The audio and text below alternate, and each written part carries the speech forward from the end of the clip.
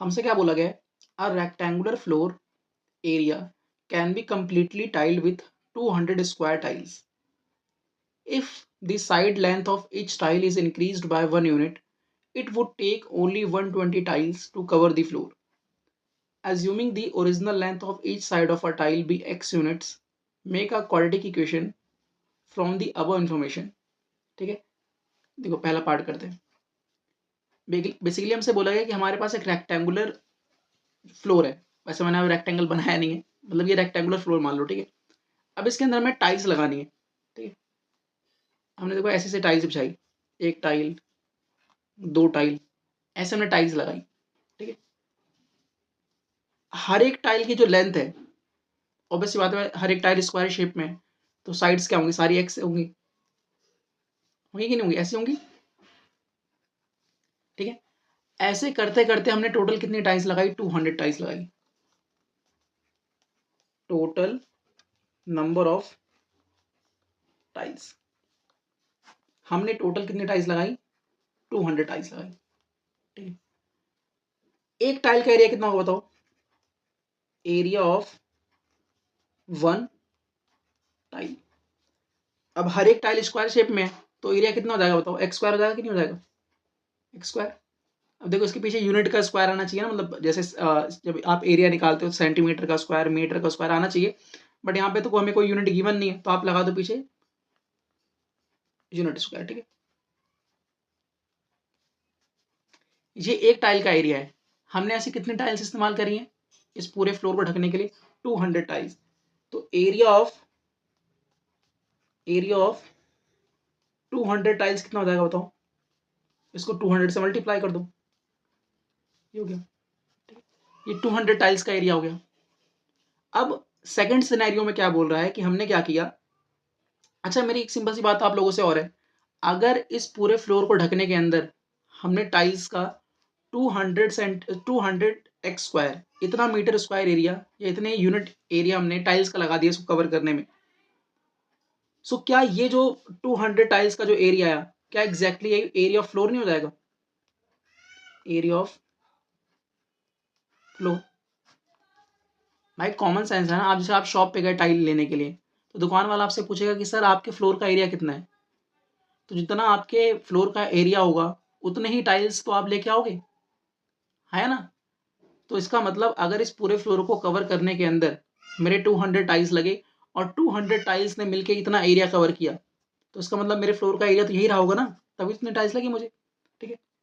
अब देखो नेक्स्ट, तो इसका मतलब मेरा एरिया ऑफ फ्लोर कितना आ गया, एरिया ऑफ फ्लोर कितना आ गया, 200 एक्स का स्क्वायर यूनिट स्क्वायर।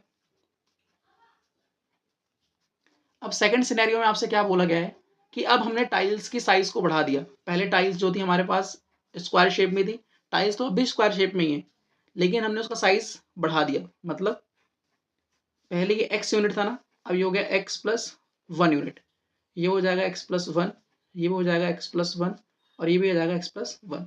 तो एरिया ऑफ वन टाइल कितना हो जाएगा बताओ, एरिया ऑफ वन टाइल, तो ये हो जाएगा एक्स प्लस 1 का होल उसका स्क्वायर।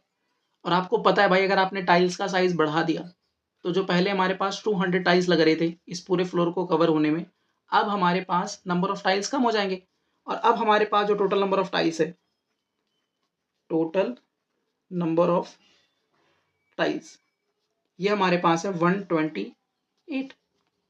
सो अगर एक टाइल का एरिया इतना है, तो 128 टाइल्स का एरिया कितना हो जाएगा बताओ, एरिया ऑफ 128 टाइल्स, ये हो जाएगा 128 इंटू एक्स प्लस 1 का होल का स्क्वायर,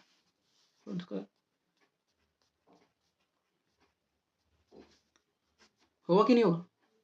अच्छा आप अब एक बात और बताओ, ये जो 128 एक्स प्लस 1 का होल स्क्वायर है, क्या यही मेरे फ्लोर का एरिया नहीं होगा। भाई अगर 128 टाइल्स मिलके इतना एरिया आ गया, हाँ 128 टाइल्स, ये वाली टाइल्स 128 टाइल्स लग के इतना एरिया बन रहा है टाइल्स का, तो एग्जैक्टली इतना ही एरिया तो मेरे फ्लोर का होगा। तो इसका मतलब पहले मेरे जो एरिया मतलब पहले जो फ्लोर था उसका एरिया कितना था हमारे पास, 200 एक्स का स्क्वायर, ये जो एरिया है टाइल्स का, तो ये दोनों आपस में इक्वल होंगे कि नहीं होंगे? क्योंकि भाई ये एरिया हमारे टाइल्स का था पहले जब हमने ये वाली टाइल्स इस्तेमाल कर रहे थे। अब जब हमने x+1 मतलब हमने साइड्स बढ़ा दी, चारों तरफ हमने 1 यूनिट बढ़ा दिया, तो हमारे पास टाइल्स का एरिया इतना हो गया। भाई चाहे पहले टाइल्स इतनी रही हो या टाइल्स इतनी रही हो, दोनों तरह की टाइल्स मिलके फ्लोर का एरिया तो बना रही होंगी, फ्लोर का जितना एरिया होगा, तो इसका मतलब ये दोनों आपस में क्या होंगे? इक्वल होंगे।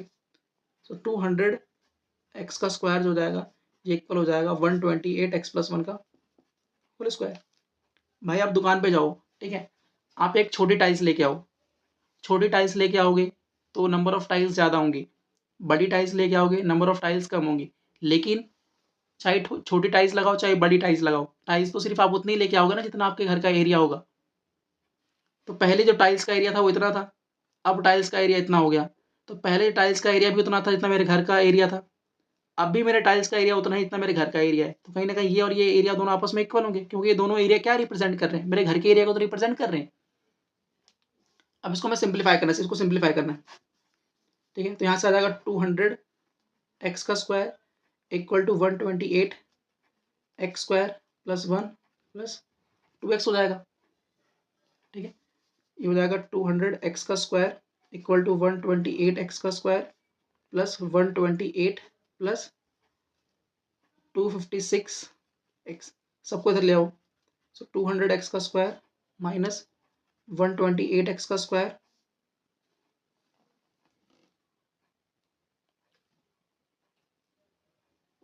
ठीक है, minus 128 minus 256 x equal to 0।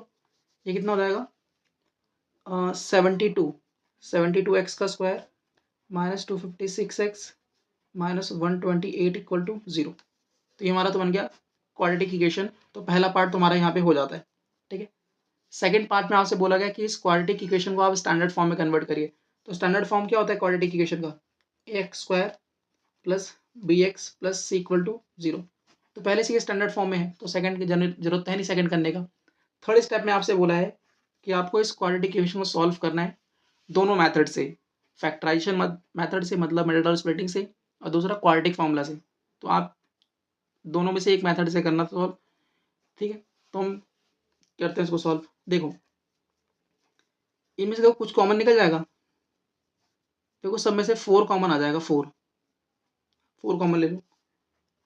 तो यहाँ कितना हो जाएगा? 4 एकम 4, 4 8 32 माइनस 4 सम 24, 4 चौक 16, 4 3 12, 4 2 8, ठीक है।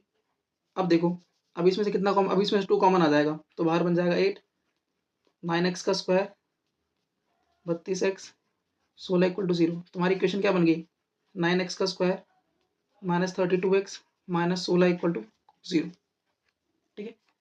अब इसको सॉल्व करना है,